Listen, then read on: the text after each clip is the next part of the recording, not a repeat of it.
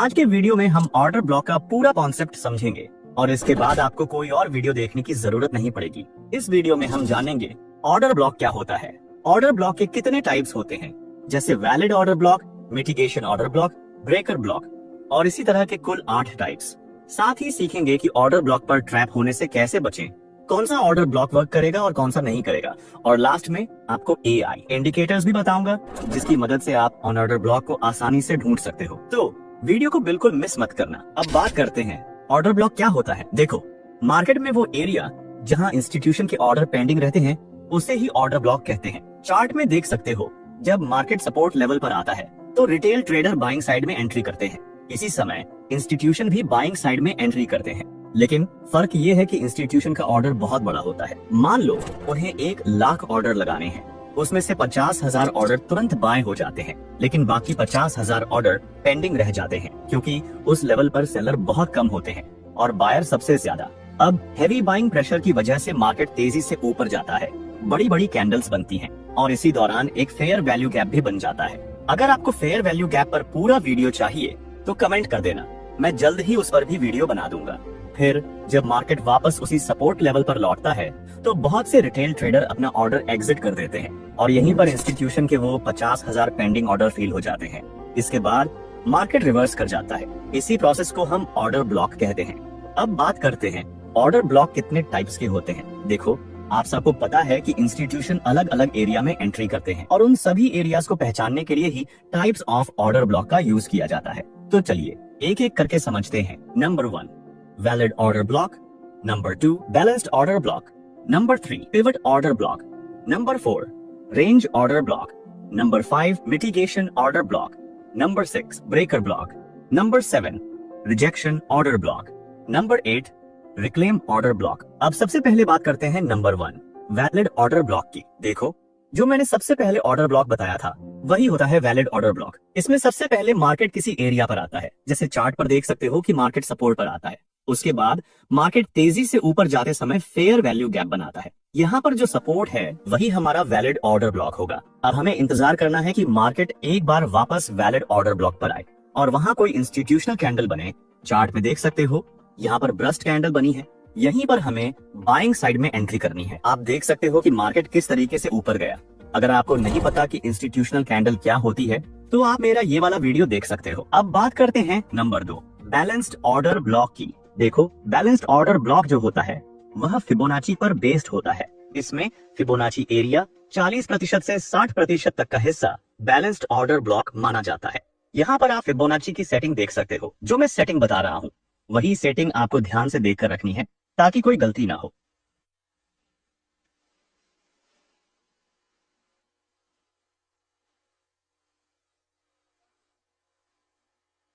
इसके बाद आपको कुछ इस तरह का फिबोनाची एरिया चार्ट में दिखाई देगा। यहाँ पर बैलेंस्ड ऑर्डर ब्लॉक 2 तरीके से वर्क करता है। पहला तरीका, चार्ट में आप देख सकते हो कि जब मार्केट में हम किसी एरिया से फिबोनाची लगाते हैं तब जो 0.4 से 0.65 वाला लेवल होता है ये बहुत ही इंपॉर्टेंट होता है। जब मार्केट इसके बीच में आती है तब मार्केट के यहीं से रिवर्स करने के हाई चांस होते हैं।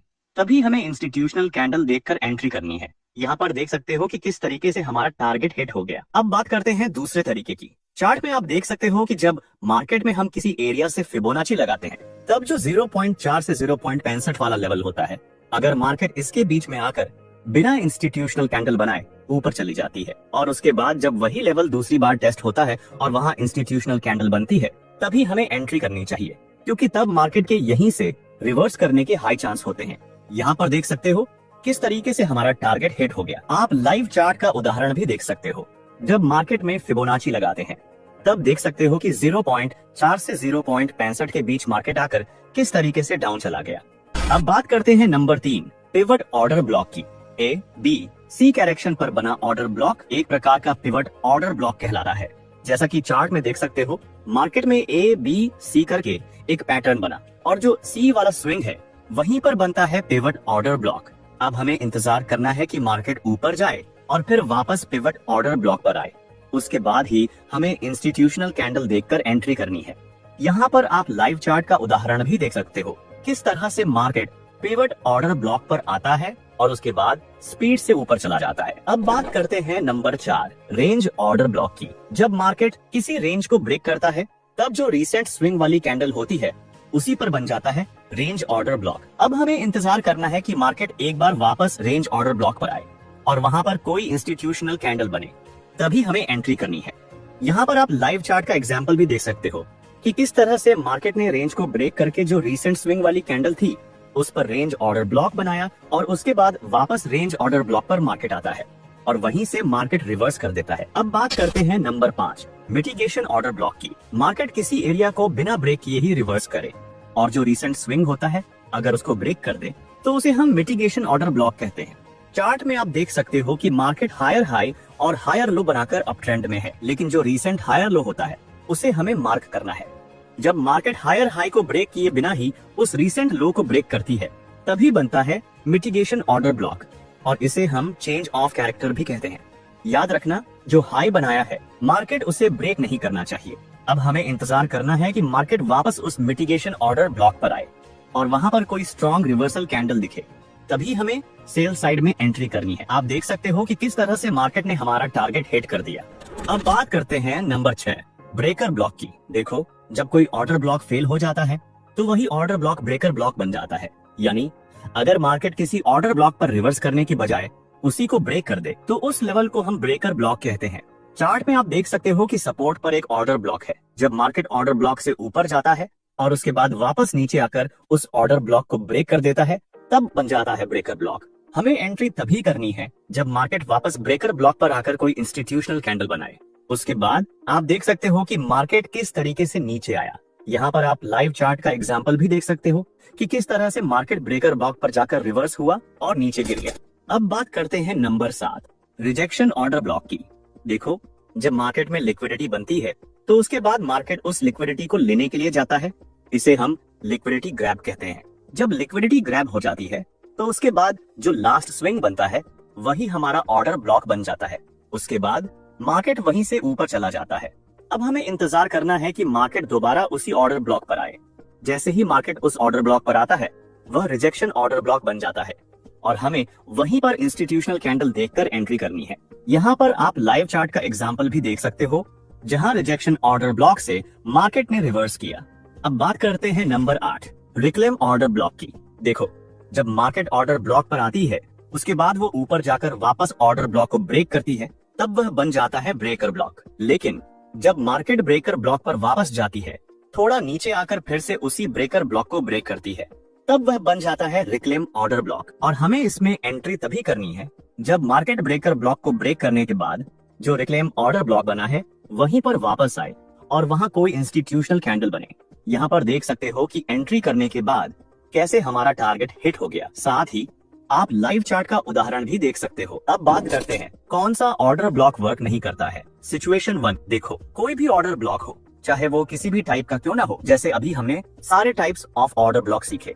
जैसे कि चार्ट में देख सकते हो, सबसे पहले मार्केट में एक ऑर्डर ब्लॉक क्रिएट होता है, उसके बाद मार्केट ऊपर जाकर वापस ऑर्डर ब्लॉक पर आती है। अब आपको याद होगा कि हम वहां पर इंस्टीट्यूशनल कैंडल देखकर एंट्री करते थे और हमारा टारगेट भी हिट हो जाता था।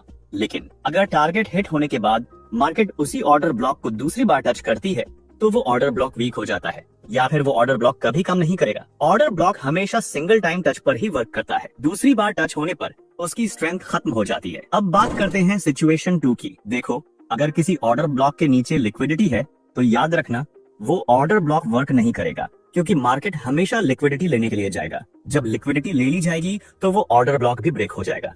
इसलिए हमें पहले चेक करना है कि कहीं ऑर्डर ब्लॉक के नीचे लिक्विडिटी तो नहीं है। अगर लिक्विडिटी है तो वो ऑर्डर ब्लॉक वर्क नहीं करेगा। अब बात करते हैं सिचुएशन 3 की। देखो, अगर मार्केट ने ब्रेक ऑफ स्ट्रक्चर किया है, यानी जो रिसेंट हाई होता है उसको अगर मार्केट ने ब्रेक किया है, तब जो रिसेंट लो होता है वो होता है हमारा इंड्यूसमेंट। और इंड्यूसमेंट पर जो ऑर्डर ब्लॉक होगा वो वर्क नहीं करेगा, क्योंकि इंड्यूसमेंट के नीचे भी लिक्विडिटी होती है और मार्केट हमेशा लिक्विडिटी लेने के लिए जाता है, तब वो ऑर्डर ब्लॉक ब्रेक हो जाता है। इसलिए इंड्यूसमेंट वाला ऑर्डर ब्लॉक भी वीक ऑर्डर ब्लॉक होता है जो कि वर्क नहीं करता। अब बात करते हैं कौन सा ऑर्डर ब्लॉक वर्क करता है। सिचुएशन 1, देखो, जब भी मार्केट किसी ट्रेंड में हो, जैसे अप ट्रेंड या डाउन ट्रेंड, हमेशा याद रखना हमें ट्रेंड के हिसाब से ही चलना है। यहाँ मार्केट अप ट्रेंड में है तो हमेशा सपोर्ट पर ऑर्डर ब्लॉक ड्रॉ करना है। न कि रेसिस्टेंस पर। अगर मार्केट डाउन ट्रेंड में हो तब हमेशा रेसिस्टेंस पर ऑर्डर ब्लॉक ड्रॉ करना है, न कि सपोर्ट पर। एक और बात याद रखना, अगर मार्केट अप ट्रेंड में हो तब हमें बाइंग साइड में ही एंट्री लेने के बारे में सोचना है। अगर मार्केट डाउन ट्रेंड में हो तो हमेशा सेल साइड में ही एंट्री लेने के बारे में सोचना है। अब बात करते हैं सिचुएशन 2 की। चार्ट में देख सकते हो कि जब भी मार्केट में लिक्विडिटी हो या इंड्यूसमेंट हो, अगर उसके नीचे ऑर्डर ब्लॉक है वही सही तरीके से वर्क करता है। याद रखना, ऑर्डर ब्लॉक इंड्यूसमेंट पर या लिक्विडिटी पर वर्क नहीं करता। अगर उसके नीचे कोई ऑर्डर ब्लॉक है तभी वो सही तरीके से वर्क करता है। अब बात करते हैं सिचुएशन 3 की। देखो, अगर मार्केट में एक से ज्यादा ऑर्डर ब्लॉक दिखाई देते हैं, जैसे कि चार्ट में देख सकते हो, यहाँ पर एक ऊपर की साइड में ऑर्डर ब्लॉक है और दूसरा नीचे की साइड में भी ऑर्डर ब्लॉक है। अब यहाँ पर ये जानना बहुत जरूरी है कि कौन सा ऑर्डर ब्लॉक सही से वर्क करेगा। इसके लिए हमें फिबोनाची का इस्तेमाल करना पड़ेगा। जब हम फिबोनाची रिट्रेसमेंट को नीचे से ऊपर तक ड्रॉ करेंगे तो इसमें जो 0.5 वाला लेवल होता है उसके ऊपर के जितने भी ऑर्डर ब्लॉक होंगे वो वर्क नहीं करेंगे, और जो भी ऑर्डर ब्लॉक 0.5 लेवल से नीचे होंगे वही सही तरीके से वर्क करेंगे। अब बात करते हैं ऑर्डर ब्लॉक पर ट्रैप होने से कैसे बचें। देखो, अभी के समय में काफी ज्यादा रिटेलर को ऑर्डर ब्लॉक का नॉलेज है, इसीलिए इंस्टीट्यूशन रिटेलर को ऑर्डर ब्लॉक पर ट्रैप करता है। चार्ट में देख सकते हो कि जब भी मार्केट किसी ऑर्डर ब्लॉक से ऊपर जाती है और उसके बाद वापस ऑर्डर ब्लॉक पर आती है तो काफी रिटेल ट्रेडर इंस्टीट्यूशनल कैंडल देखकर बाइंग साइड में एंट्री कर लेते हैं। उन सबका ए सेल डाउन साइड में होता है, तब मार्केट उन्हीं सबका ए सेल लेने के लिए जाती है। जब सबका ए सेल हिट हो जाता है तो इस प्रोसेस को ट्रैप ऑन ऑर्डर ब्लॉक कहते हैं, क्योंकि इसमें सारे रिटेलर ट्रैप हो चुके होते हैं। अब सवाल ये है कि क्या ट्रैप सभी टाइप के ऑर्डर ब्लॉक पर होगा या फिर कभी कभी ही होगा। दोस्तों, मैं आपको बता दूं, ट्रैप हमेशा तब होगा जब मार्केट किसी महत्वपूर्ण एरिया पर होगी जहां से बहुत से रिटेलर एंट्री करने का सोचते हैं। हमें खुद से यह सवाल करना है कि क्या इस ऑर्डर ब्लॉक पर बहुत सारे रिटेलर ने एंट्री की होगी। अगर आपको लगता है कि ऐसी जगह पर बहुत सारे रिटेलर ने एंट्री की है तो हमें वेट करना है कि मार्केट सबका एसएल एक बार ले। जब सबका एसएल हिट हो जाए तब हमें इंस्टीट्यूशनल कैंडल देखकर एंट्री करनी है। अब बात करते हैं एआई इंडिकेटर की। देखो, सबसे पहले आपको इंडिकेटर सेक्शन में जाकर ऑर्डर ब्लॉक सर्च करना है। उसके बाद जो यह वाला इंडिकेटर शो होगा उस पर क्लिक करना है। फिर इसकी सेटिंग में जाकर कुछ इस तरह से सेट करना है। अब आपकी स्क्रीन पर ऑर्डर ब्लॉक दिखाई देने लगेंगे। ध्यान रखना, ये ऑर्डर ब्लॉक सिर्फ हेल्प के लिए है, इन पर पूरी तरह भरोसा मत करना। इसका इस्तेमाल तभी करना जब आपको ऑर्डर ब्लॉक ड्रॉ करने में कंफ्यूजन हो। उम्मीद है ये वीडियो आपको जरूर पसंद आया होगा। अगर वीडियो अच्छा लगा हो तो इसे लाइक और शेयर करना न भूलें।